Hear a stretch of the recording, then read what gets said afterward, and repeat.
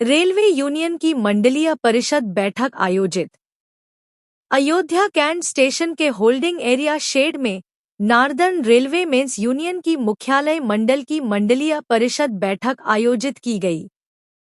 बैठक में केंद्रीय महामंत्री कौम शिवगोपाल मिश्रा ने मुख्य अतिथि के रूप में संबोधित किया। 8वें वेतन आयोग की मांग पर जोर। कॉमरेड शिवगोपाल मिश्रा ने कहा कि 19 सितंबर को शहीदी दिवस के अवसर पर 8वें वेतन आयोग के लिए समिति गठित न किए जाने के विरोध में धरना प्रदर्शन किया जाएगा।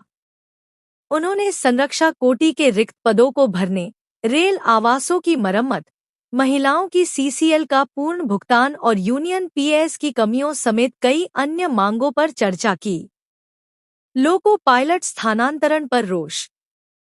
उन्होंने अयोध्या कैंट, सुल्तानपुर, लखनऊ और वाराणसी स्टेशनों से भारी संख्या में लोको पायलट गुड्स के स्थानांतरण पर रोष प्रकट करते हुए शीघ्र निरस्त कराए जाने की मांग की। बैठक में बड़ी संख्या में रेल कर्मचारियों ने भाग लिया। जो इस देश में रेलवे कर्मचारियों की सबसे बड़ी जोनल यूनियन है, और मैं इस देश की क्यों कहूँ, मैं पूरे विश्व के यातायात कर्मियों का प्रतिनिधित्व करता हूँ। मैं पूरे विश्व के आधार पर कह सकता हूँ कि नार्दर्न रेलवे मेंस यूनियन सबसे बड़ी क्षेत्रीय यूनियन है।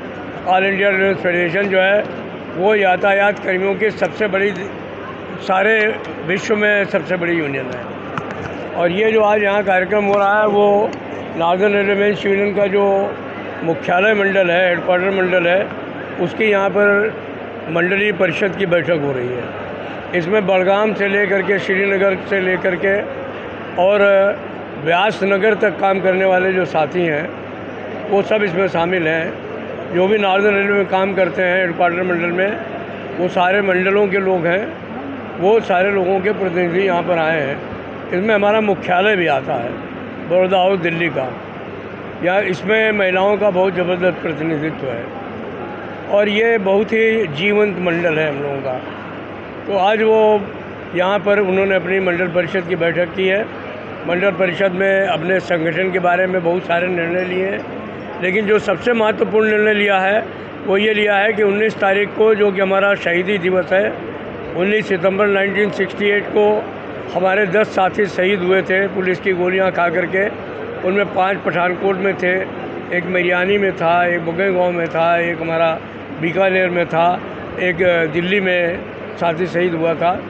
तो उनकी शहादत में हम लोग शहीदी दिवस मनाते हैं। उस दिन जो 8वें वेतन आयोग में बैठाने में देरी हो रही है, उसको लेकर के ऑल इंडिया रेलवे फेडरेशन ने निर्णय लिया है कि हम पूरे देश में शाखा स्तर पर ज़बरदस्त विरोध प्रदर्शन करेंगे।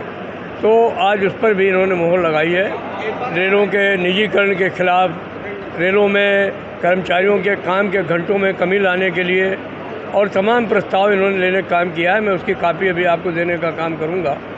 तो उन तमाम विषयों पर इन्होंने निर्णय लिए हैं और आगे चल कर के हम उनके मेमोरेंडम को सरकार को भेजेंगे, रेल मंत्रालय को भेजेंगे।